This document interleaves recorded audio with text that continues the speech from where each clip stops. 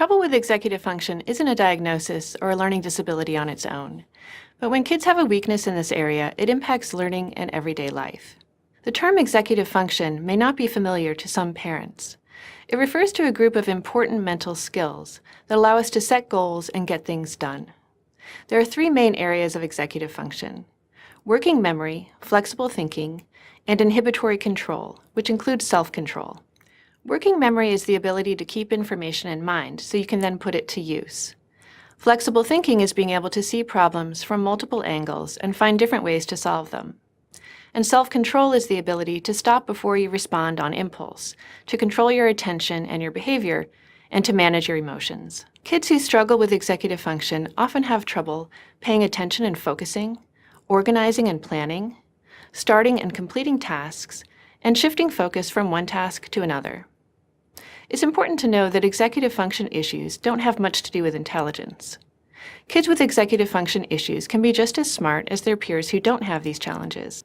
It's not clear exactly what causes executive function issues, but we're learning more all the time. Research using MRI shows that people who struggle with these skills have slower development in the parts of the brain that are responsible for executive function. There also seems to be a genetic component. Many kids who struggle with executive function have a parent who also does.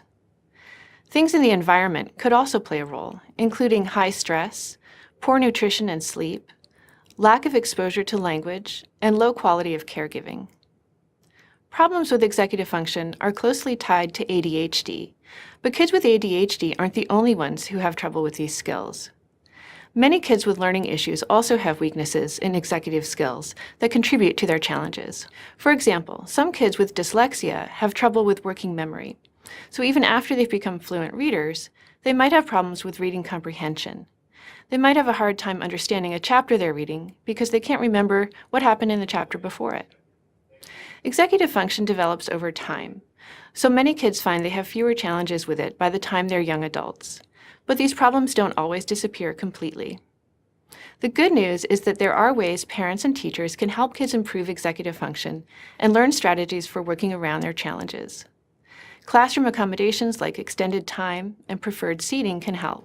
So can tutoring and organization skills. Research shows that even brief interventions teaching kids how to pause and reflect before they respond leads to improved executive function and actual changes in how the brain functions. And for kids with ADHD, treatment for that disorder can often reduce the symptoms caused by weak executive function skills. With the right supports, kids with executive function issues can do as well in school as their peers and have an easier time managing the tasks and activities of daily life.